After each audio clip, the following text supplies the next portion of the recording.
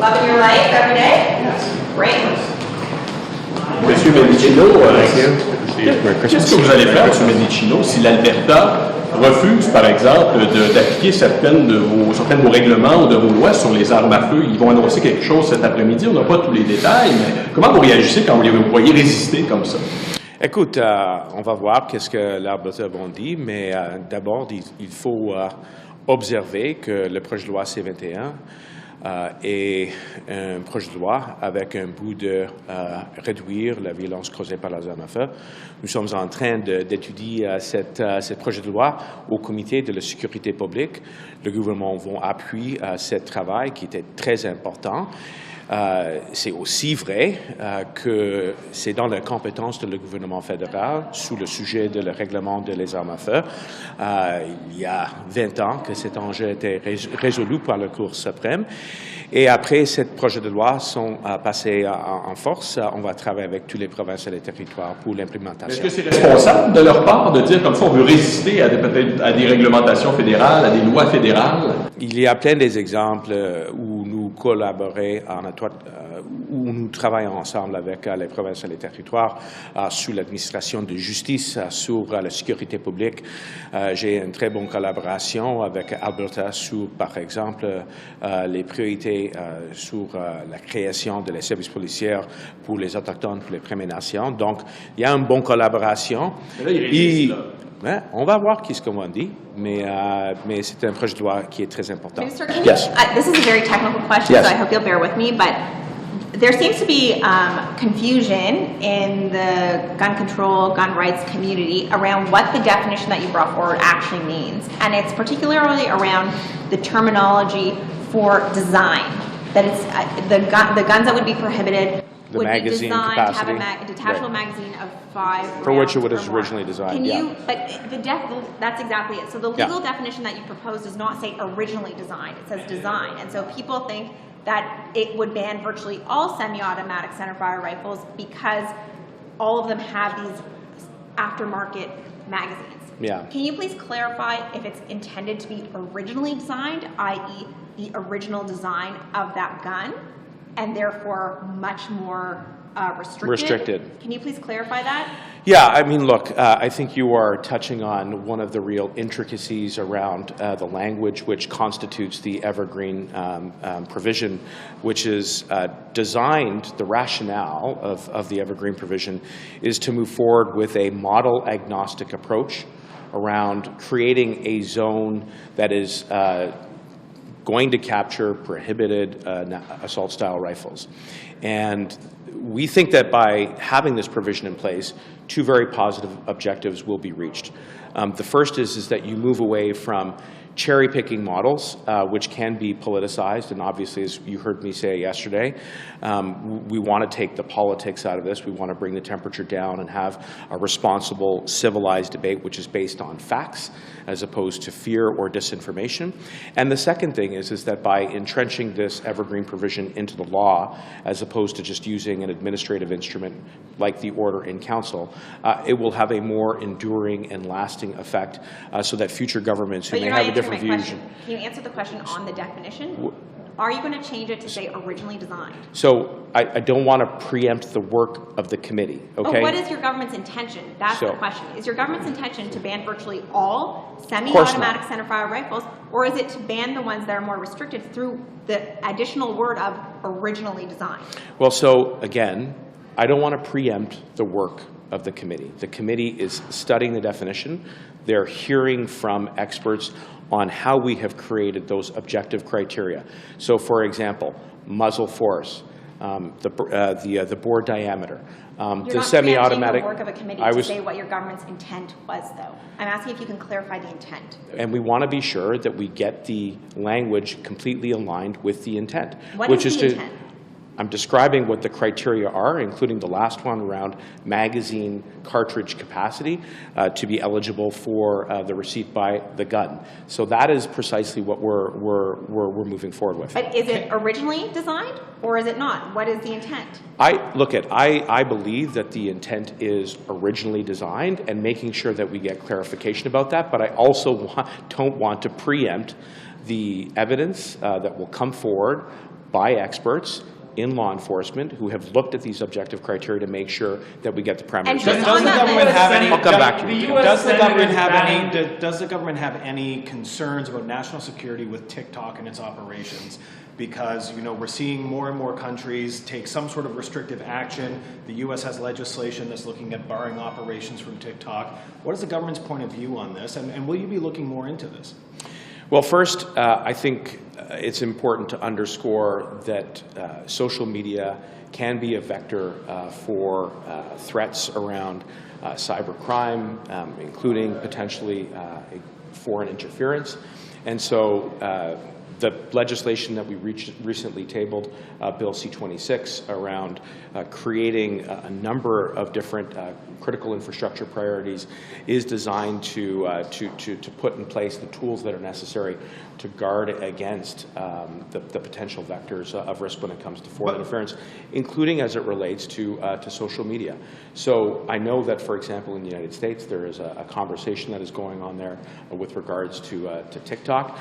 Here, we just want to be sure that our national security apparatus, our public safety apparatus have all the tools that are necessary to make sure that there isn't any breach of the integrity and the protocols that are in place to protect users, particularly Canadian users who are. Especially about the Muslim Association of Canada. Especially about the Muslim Association of Canada. Yes. You may be aware they're receiving these documents, these packages, which sketch out a grand conspiracy by the government to entrap them, pay informants, and so on. I'd like to get your thoughts on that, but also on their call for an independent investigation. They clearly don't trust the government.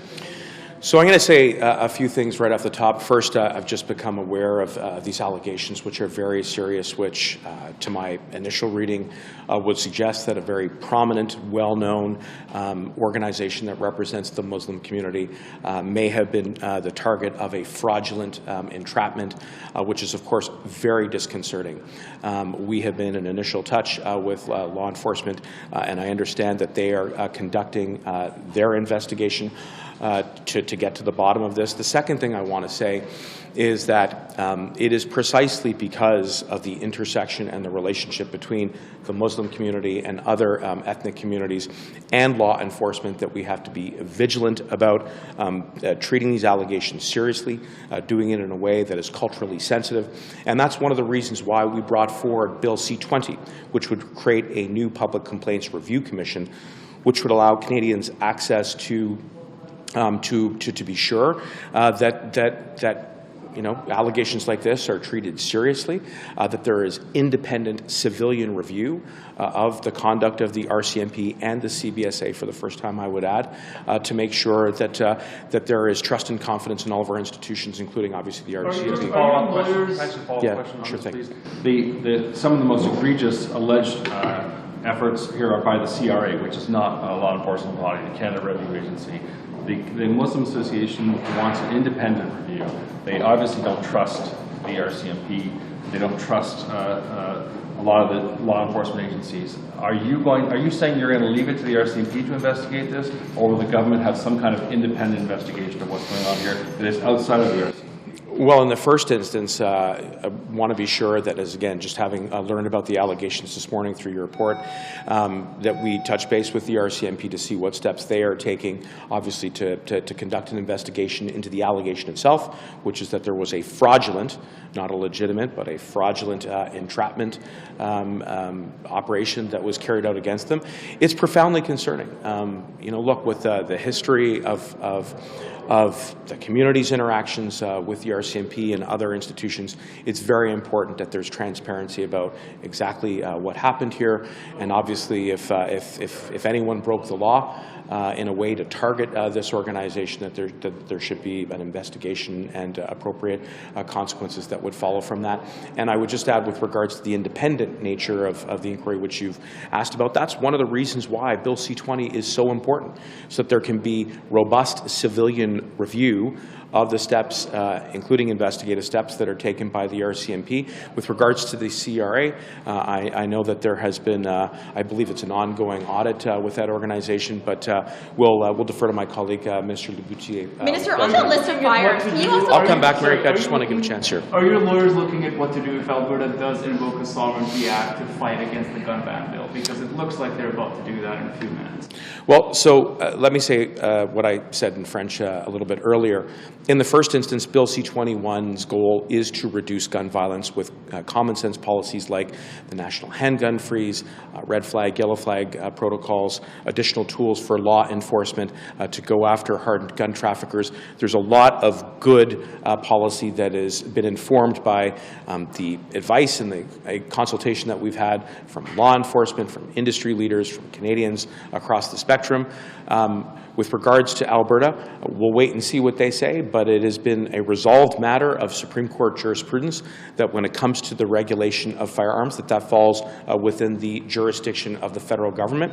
And we obviously cooperate with the provinces and territories on an array of public safety priorities, including with Alberta. And just on TikTok, why not proactively ban it from federal government devices, just to be safe the way the Senate is doing?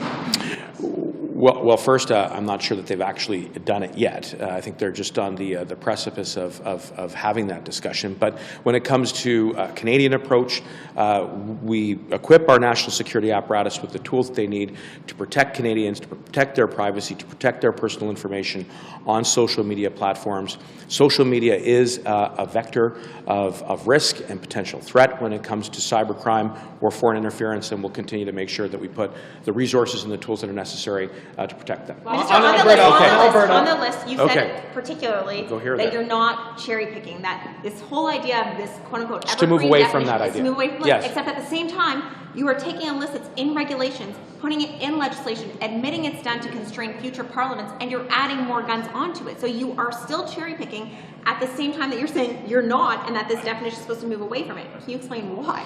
Okay, so in the first case, there are lists of guns that have been prohibited for years. Through regulations. Through regulations, correct. And the idea is to not depart from that standard because and those decisions because they have been in place in some cases going back to the 1990s and then more recently in 2020. And so to depart from that obviously would create confusion. We don't want to do that. So those lists are there.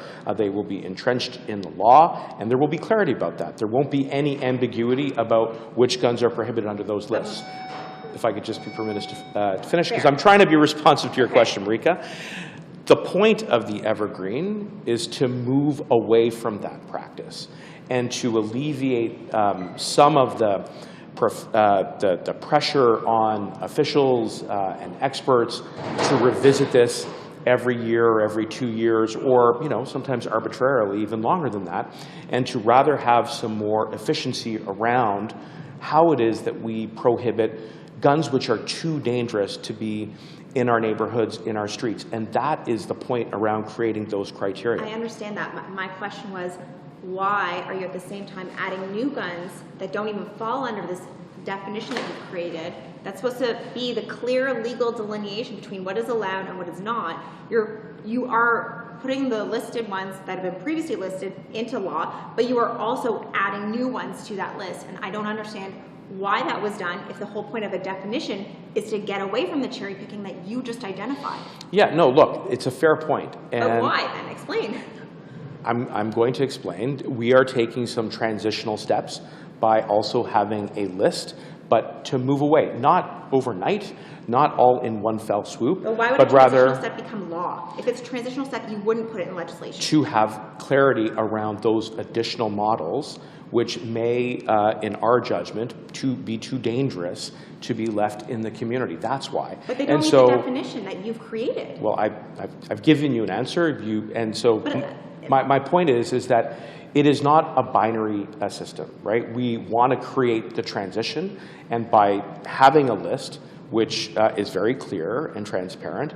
And by also moving towards an evergreen definition, we are making the transition over time to alleviate the pressure on officials to consistently and constantly have to revisit it.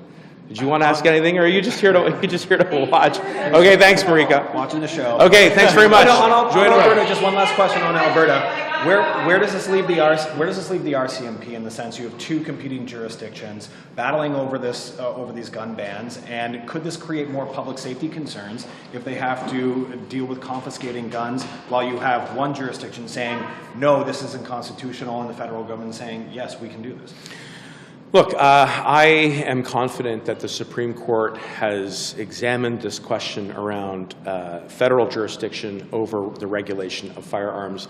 It's well-settled law now for about 20 or something, maybe approaching 22 years now, that the question of how it is that we create rules around gun regulation falls within the jurisdiction of the federal government. That's precisely what C-21 is. It is a piece of federal legislation that is proposed to become law that is about the regulation of firearms. Insofar as how we implement it, we'll maintain a very robust dialogue with all of our provinces and territories, including Alberta, so that we can make sure that that policy does what it's intended to do, which is to keep our communities safe from gun crime. Merci beaucoup. Joyeux Noël. Do you have TikTok? Good, how are you? Okay. Minister? I did. I'm just wondering, do you have TikTok? Do you use TikTok? I do not use TikTok. I have, seen it, but I do not post or. Thanks. L'Alberta va annoncer quelque chose tout à l'heure pour annoncer qu'elle compte résister d'une manière ou d'une autre à ce qu'Ottawa veut imposer sur le contrôle des armes à feu, notamment. Qu'est-ce qu'Ottawa peut faire pour s'assurer que l'Alberta respecte les lois fédérales? Est-ce que vous allez...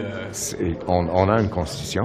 On a des compétences. Certaines compétences tombent sur le gouvernement des provinces, d'autres compétences tombent sur le gouvernement du fédéral, et il y a d'autres qui sont partagées.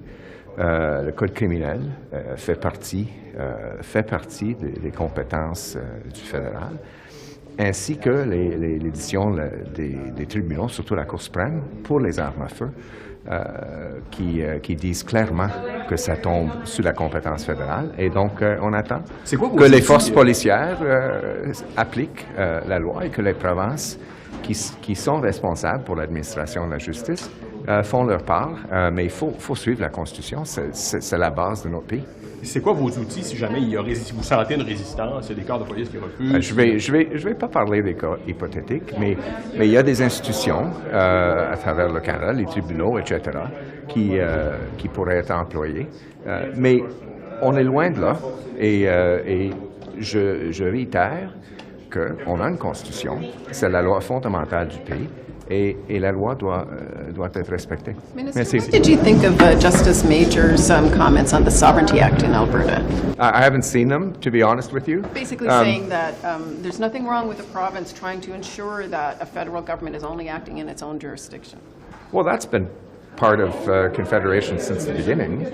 Provinces and the federal government each trying to act within their own areas of jurisdiction, or defining shared areas of jurisdiction. But to the point of him backing the Sovereignty Act in Alberta. Well, again, I haven't seen what he says, so I don't know if he backed it or not, but certainly it's legitimate for provinces to try to act, both act within their areas of jurisdiction, to challenge federal jurisdiction, and to challenge jurisdiction when they think the federal government has gone too far. We certainly do the same thing with provinces. That's been part of Confederation almost since the beginning, and certainly it's been anchored in our system since the Supreme Court was created partway through. So there's nothing wrong in and of itself for both the federal government and the provinces to assert their jurisdiction, or to test the parameters of assertions of the other levels of government on jurisdiction. It's part of the process. So it sounds like you actually don't have great objection to the Act itself. I don't have again, I'm not commenting on the Act. It's just part of our Confederation that we have provinces and we have the federal government, we have territories too, but each of them have areas of jurisdiction. Some of them are shared, and we work that out. It is fundamental that we respect when we respect areas of jurisdiction, we respect court decisions telling us when one of the levels of government has exceeded its jurisdiction, and there are some where you have to work together, such as the administration of justice. So when the federal government passes an area of something in criminal code reform, which is within our jurisdiction, we expect the provinces to administer that. Thank you. Thank you. Thank you. Is it time for your lawyer? Minister Ng? Minister Ng? I'm just going to Senate, so I'll... What do you say to people who say you should resign regarding what happened? I've said everything I need But to you say. haven't faced any consequences, so why shouldn't you resign?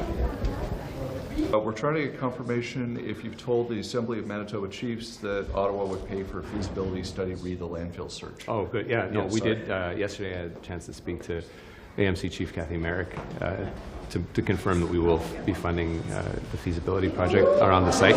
It's a site that is full of a number of complexities, and we're glad to deploy the resources the federal government can, including financial resources, to help with what will be a feasibility study, and we'll set the stages for the next conversations that we'll have with the families foremost in the search for closure.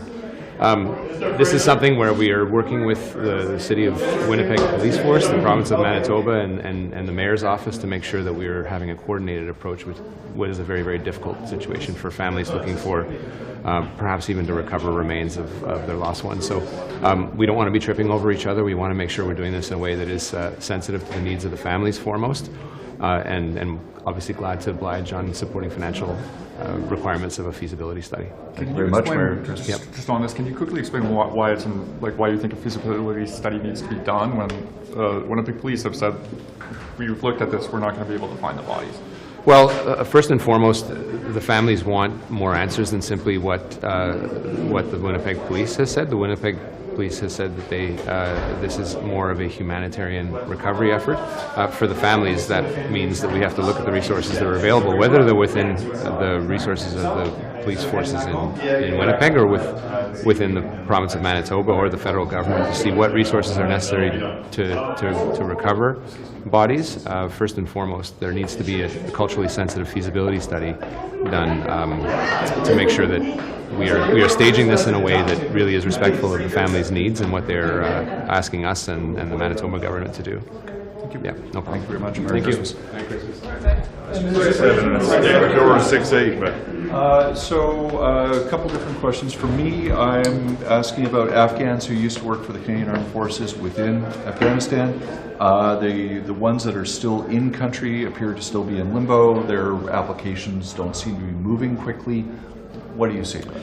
yeah, so there's different challenges depending on the specific individuals that you're referring to, but the folks who've got an application in process that we made a commitment to, we're not giving up on these folks. The challenges that exist inside the country are like nothing that we've ever seen on any resettlement initiative. Of course, without having a presence on the ground, military or diplomatic, in a territory that's been seized by the Taliban, a listed terrorist entity in Canadian law, it creates very real challenges. We do have somewhere between 7,000 and 9,000 people who are still inside Afghanistan. That includes folks who've worked alongside the Canadian Armed Forces that we're working on moving. The only challenge we have to identify the precise number is based on people who may have found their own way out of the country but haven't yet communicated that to us. So we're going to continue to do what we can to work with partners in the region to secure safe passage throughout the country, to allow them to move on to third countries and ultimately for travel to Canada. We are pleased with the progress that we've seen with now more than 26,000 Afghan refugees who've made their way to Canada, but we won't stop until we successfully resettle at least 40,000 who make it here to Canada with a second lease on life. And my follow-up is CBC has photos of family members in Afghanistan that have been beaten by the Taliban, and just what do you say to the people who are dealing with that sort of level of violence? The circumstances in Afghanistan are heartbreaking. They continue to be, and I really thank you for continuing to shine a light on this, because Canadians can't assume that things have suddenly improved for a lot of these families who are being targeted because of their service to Canada or their attempts to build a democracy in Afghanistan. defending the ability of young girls to go to school or to women to serve in public office. The consequences for people who are being persecuted are extremely severe. Threats of violence, of persecution, of torture, or even death. That kind of threat is what's justified us making one of the most substantial commitments of any country in the world who's seeking to resettle vulnerable Afghans. That's why we've said we're going to resettle at least 40,000 and work to continue to support other partners to help serve the interests of those folks. We're going to continue to do what we can to move people as quickly as possible, but the challenges for people who are stuck inside Afghanistan remain. We need to work with partners in the region and who have the ability to operate in the country to successfully move people throughout, get them outside of the country and onward for travel to Canada, where they'll be able to live the rest of their life in peace and security that they currently don't have the luxury to enjoy. And what's the latest number at the 40,000? How many have you got in? We're right now about 26,500. We're seeing new flights continue to arrive on and off about a weekly basis, sometimes a little more often, sometimes it'll be every second week or so. What's the time frame that you expect that 40,000 number to be hit? So with the target that we initially set was the end of 2023. We're ahead of that pace right now. I hesitate to put a firm date on it because obviously the people who are stuck inside Afghanistan still don't necessarily have a means to safely exit Afghanistan.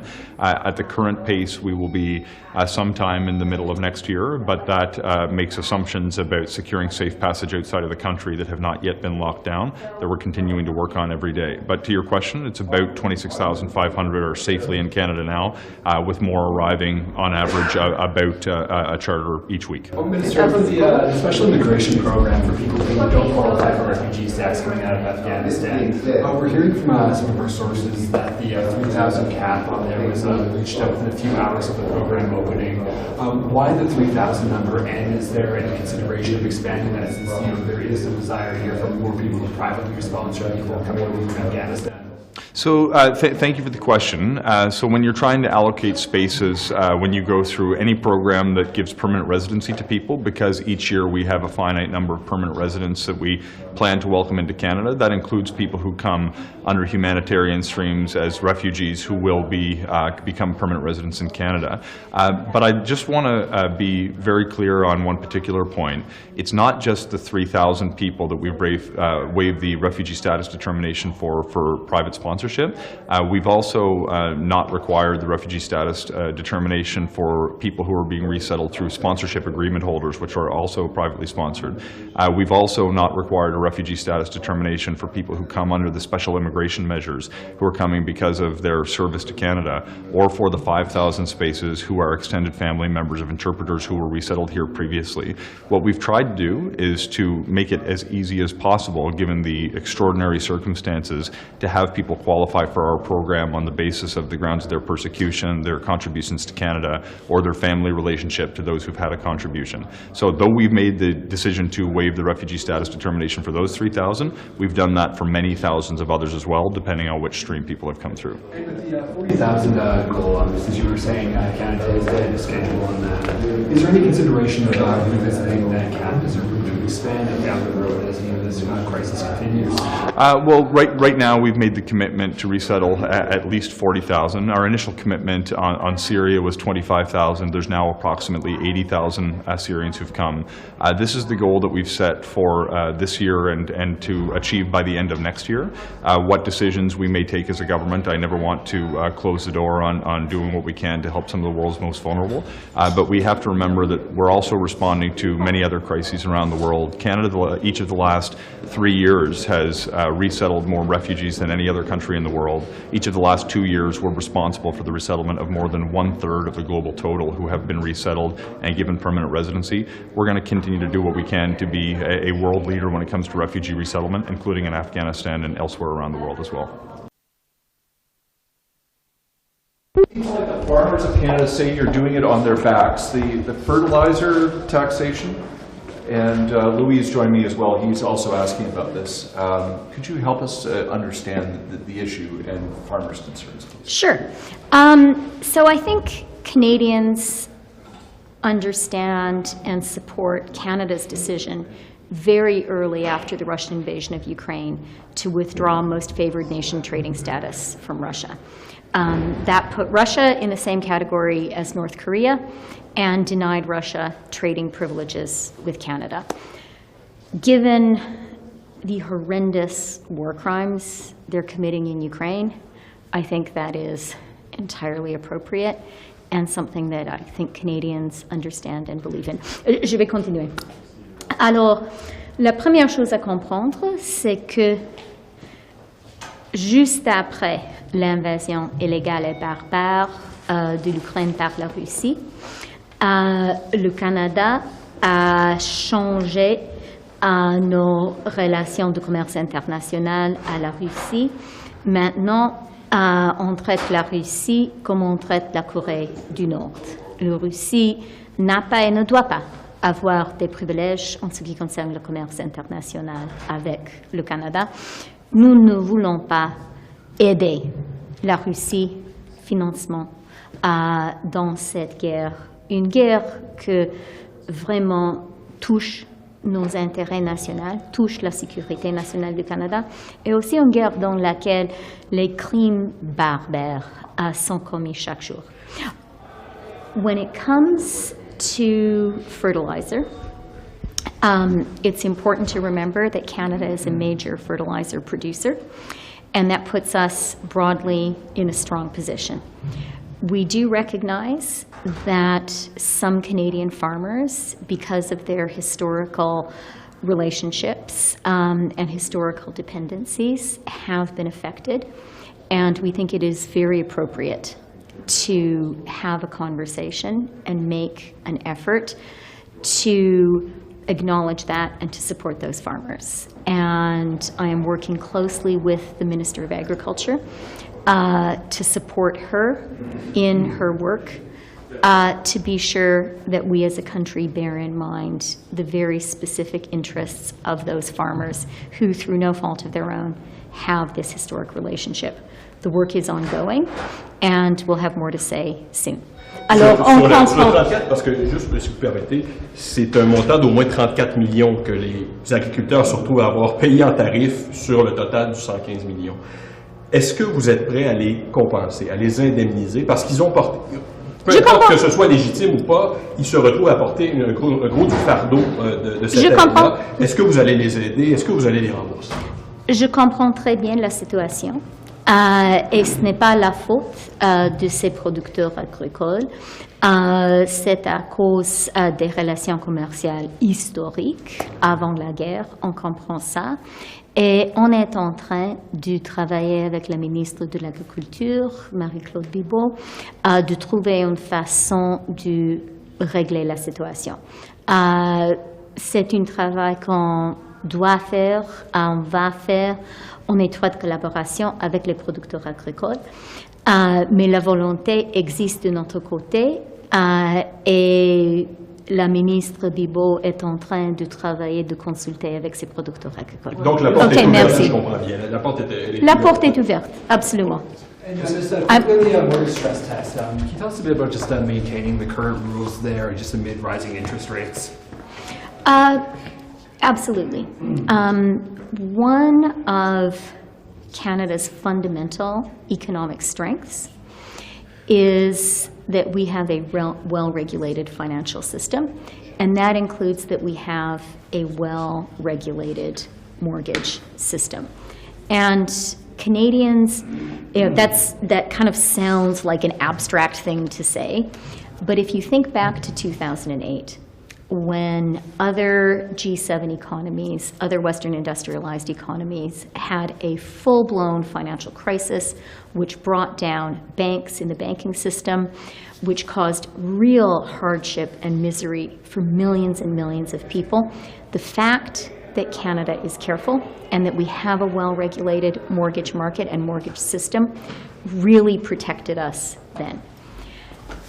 We are in another challenging international financial situation. Canada's fundamentals continue to be strong, but we're part of the global economy, and so the challenges that the global economy is experiencing, Canada is experiencing as well. In the situation that we're in today, it makes sense for Canada to continue with our tradition of being careful, being thoughtful, being prudent. That's the approach that OSFI has taken, and that's the approach that the Ministry of Finance has taken and will continue to take. Thank you very much. Merci. Bonjour, Monsieur Rodriguez. Ça va bien, vous? Oui. Sur C-18, on a encore vu Meta refaire la même menace. On comprend, là, on vous a déjà entendu, ils l'ont déjà fait la menace, mais là, ça a été adopté, ils font la menace. Donc, votre réaction aujourd'hui? Bien, les Canadiens n'aiment pas ça se faire intimider. Moi, si j'étais Facebook, je changerais de stratégie. Ça ne passera pas aux yeux des Canadiens. Je vous entends sur C11. Mais puis C-18, là, en bout de ligne, là, c'est pour garantir une presse qui soit libre, indépendante, forte. C'est ça le but de C-18. Les nouvelles ont une valeur. Votre travail a une valeur. Et les gens du web devraient reconnaître ça. Mais ça va-tu prendre autant de temps au Sénat que sur C11? J'espère que non, je pense que non. Et la bonne nouvelle, c'est que C11 a passé l'étape de rapport au Sénat et devrait idéalement revenir en Chambre en début d'année. Mais le fait que ça soit en début d'année pour C11, OK, c'est pas ce que vous espériez. Non, j'aurais préféré plus vite, mais c'est le filibuster des conservateurs. Ils ont mis énormément d'énergie pour filibuster, ce qui est extrêmement dommage. Mais en bout de ligne, on va voir ce projet-là qui va permettre, qui va venir aider le secteur culturel. Mais le fait qu'il y a des sénateurs quand même qui ont fait des amendements, qui ont proposé des amendements importants, là, ça va éventuellement revenir en Chambre. Vous allez devoir... Donc, avez-vous déjà un début d'opinion sur les amendements? Oui, mais on va discuter évidemment avec les autres partis parce qu'on est un gouvernement minoritaire, on doit avoir l'appui d'au moins un parti, mais il y a un consensus là, sur la voie à suivre. Là, je pense que ça devrait être assez rapide. Celui sur Afghan, par exemple, là, celui sur Radio-Canada, qui s'en va. Je ne sais pas trop ce qu'il fait dans ce bill-là, celui sur Radio-Canada. Oui, on suit ça. Le fait que les Américains, par exemple, le Sénat a décidé d'interdire à leurs employés de l'avoir sur leurs ordinateurs. Écoutez, moi, je suis ce qu'ils font, là, mais on fait nos choses de notre côté. Minister, do you have any concerns about TikTok over national security? The Conservatives are raising concerns about it, and some of our allies are taking action. Listen, we're following very closely. You can ask this guy here. We're following very closely what's going on in the States. Okay, thanks very much. Minister, on TikTok, do you have any concerns at all? Good, how are you doing? I've been out, my kids have been sick, so... Anyway, on TikTok, I'm just wondering, do you have any national security concerns about TikTok's operations here in Canada and foreign influence at all? Well, I think we need to be vigilant. We need to take a look at that. We're looking what the U.S. is doing, obviously, and we'll be monitoring the situation. I think that's what we should do. We'll certainly consult with allies as well when it comes to that. Qu'est-ce que vous pensez des risques par rapport à TikTok, le fait que les États-Unis, dans certains cas, aient décidé de le bannir? Oui, bien, je pense qu'il faut être vigilant. Je pense que dans les circonstances, il faut voir ce que nos alliés américains vont faire, puis consulter les alliés. Moi, je l'ai toujours dit, il faut être très vigilant sur ces questions-là. Mais on va on va regarder la situation, on va consulter les alliés aussi, puis on prendra les mesures appropriées. Mais pourquoi attendre de voir ce qu'ils vont faire? Pourquoi agir? Bien, écoutez, il faut aller d'abord, il faut comprendre les enjeux. Je pense que là-dessus, c'est dans l'intérêt du Canada de consulter les alliés, particulièrement les Five Eyes, sur la position qu'on pourrait prendre sur un enjeu comme celui-là. Mais c'est certain qu'on suit la situation de très près. Merci. I thought it was pretty much what I said before, but what I can say is that we just need to monitor the situation. We're going to look what's being done in the United States, and I think we need just to be vigilant and consult with allies as to the right approach when it comes to that. Thank you. Oui. Vous avez beaucoup de dossiers dans votre cours. Là. Pas mal, oui. Il y a la charte du numérique, il y a toutes les implications. Les investissements dans les batteries. Toutes les implications avec la Chine. Oui. OK. L'Indo-Pacifique. Oui. Vous savez quoi votre priorité, vous, quand on revient là, après au retour? Ben, écoutez, j'en ai pas mal. Ben, c'est laquelle la première? Ben, je vous dirais, on a encore beaucoup de choses à faire de mettre le Canada au premier plan, je vous dirais, de l'industrie du 21e siècle, toute la mobilité électrique. Écoutez, j'étais encore au téléphone avec un PDG qui veut s'installer. Alors, on a encore beaucoup d'investissements. Moi, je vous dis 2023, ça va être l'année des investissements. Si 2022, ça a été l'année des batteries, je pense qu'on va voir l'année 2023 comme la concrétisation que le Canada est l'endroit au monde pour les chaînes d'approvisionnement vertes. Alors, ça va être une grande année. 2022, c'est un prélude. 2023, vous allez en voir plus. Évidemment, charte du numérique, En plus, on a la modernisation de la loi sur investissement au Canada, donc beaucoup de choses. Est-ce que ça va aussi vite que vous l'aimeriez? Bien, vous me connaissez, j'aimerais que ça aille toujours plus vite, mais je vous dirais que si vous regardez, Bloomberg nous a mis maintenant au 2e rang, je dirais, c'est la place que je veux pour le Canada. Tant qu'on est dans les premiers au monde, c'est ce que je veux. Il y a beaucoup de changements, mais je vous dirais qu'on se positionne de façon enviable, pas envisageable. We take facts as they come. As you know, we made the decision to waive the exemption previously to call Putin's bluff, and we saw what he did. And at this point, with the pipeline not operational, the facts on the ground are such that we've put the exemption away. But I would say that we remain open to following what's going to happen and making decisions based on fact. Okay. Thank you very much. Vous attendiez, d'abord, demain, vous ne serez pas de la rencontre, hein? C'est juste une bilatérale avec Legault. Non, je ne serai pas là. Est-ce que vous vous inquiétez compte tenu du ton qui a l'air de monter avant même que les deux premiers ministres se rencontrent sur l'immigration, sur la santé? M. Legault avait l'air d'attendre M. Trudeau de pied ferme demain? Bien, moi, le ton que j'ai avec mes collègues ministres de la Santé est excellent. Je pense qu'entre M. Trudeau et M. Legault, ça va continuer à bien se passer. On a fait de très grandes choses au cours des dernières années, puis l'agenda est bien rempli demain parce qu'on a effectivement encore de plus grandes choses à faire au cours des prochaines années. Quand est-ce qu'il va être temps de mettre de l'eau dans votre vin? Je comprends que ça pourrait être de l'autre bord, mais là, je vous parle à vous. Est-ce que vraiment vous pouvez passer l'année 2023 encore camper sur vos positions, autant vous que les provinces, ou est-ce que 2023 va peut-être devoir ajuster un peu le ton des négociations? Bien, moi, je vois 2023 comme étant très positive. Je sors tout juste d'une rencontre avec un groupe qu'on appelle... 2022 était moins positif que 2023? 2022, ça a été une année difficile, là, avec la COVID qui nous a fait mal. On se souvient, il y a un peu moins d'1 an, là, c'était Omicron, les hôpitaux étaient bondés, on avait un couvre-feu au Québec, ensuite est arrivée l'Ukraine, l'inflation mondiale. Ça a été une dure année. Heureusement, les gens ont été résilients, les gouvernements aussi.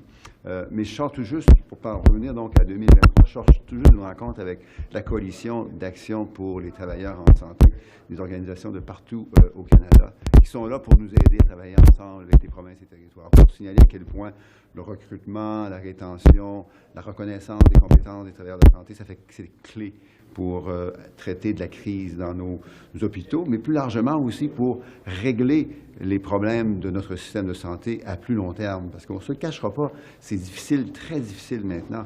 Au cours des prochaines années, les pressions vont être encore très importantes en raison du vieillissement de la population. Est-ce qu'il va être temps de mettre de l'eau dans votre vin début 2023 pour dénouer l'impasse? Moi, je suis sûr qu'on va arriver à une belle entente en 2023. Ça va demander de faire les choses différemment, mais on est habitué de les faire différemment, les choses, avec des collègues des provinces et des territoires. Pour revenir à la rencontre de demain entre M. Trudeau et M. Legault, vous ne serez pas là, mais c'est un dossier qui vous concerne évidemment, le dossier des transferts en santé. Donc, de votre point de vue, quel avancement vous souhaiteriez, vous, de votre point de vue, qu'il y ait au terme de cette rencontre? Quel avancement, selon vous, devrait ressortir de cette rencontre? Et moi, je vois deux choses importantes demain dans la conversation entre M. Trudeau et M. Legault. La première, c'est que M. Trudeau, comme il l'a souvent fait, reconnaisse que nous sommes bien conscients que nous avons des rôles différents, que la juridiction des provinces et des territoires en matière de gestion des soins de santé, c'est une juridiction qui doit être toujours clairement affirmée par le gouvernement canadien. Le gouvernement canadien ne doit jamais vouloir ou même prétendre s'occuper de la gestion des soins de santé dans quelque province que ce soit. La deuxième chose, c'est qu'on est là pour s'aider les uns les autres. On a vu comment on l'a fait durant COVID-19, ça a sauvé des centaines de milliers de vies, puis on sait qu'on peut continuer à le faire en travaillant pour utiliser les ressources financières et autres, parce qu'il y a d'autres ressources que le gouvernement canadien peut utiliser, pour appuyer les efforts des provinces et des territoires. Je vous remercie, on est en retard pour le cabinet. Désolé, merci. Concernant les fonctionnaires qui ont été embauchés dans le cadre de votre projet pilote en télétravail, quel constat est-ce que vous faites plusieurs mois plus tard? Est-ce que ça fonctionne? Quelle suite vous allez donner à ça? Bien, écoutez, actuellement, on est justement en train de commencer à faire les évaluations. C'est un projet là, qui va s'étendre sur une période de 2 ans. Donc, on va évaluer autant le bien-être des employés que la productivité. Est-ce que la productivité en ce moment, vous voyez une baisse ou bien c'est le même niveau qu'au travail, finalement, au bureau? Bien, écoutez, je ne pourrais pas vous dire parce que les évaluations, comme je vous dis, vont se faire sur 2 ans, mais Pour moi, je mets beaucoup d'espoir sur ce projet-là parce qu'on sait qu'on a des talents partout.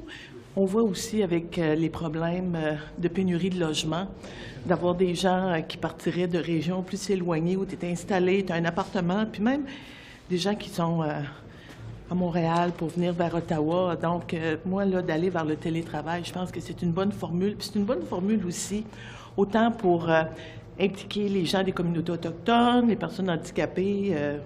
Avez-vous l'impression que c'est un modèle à suivre pour d'autres ministères? Parce que vous entendez, que ce soit dans votre circonscription ou ici à Ottawa, vous entendez d'autres fonctionnaires de d'autres ministères. Donc, est-ce que vous avez l'impression que ce qui se passe à l'Agence du revenu, ça peut être un modèle pour d'autres ministères? Bien, je pense qu'éventuellement, comme je disais, il va falloir faire l'évaluation du projet sur 2 ans.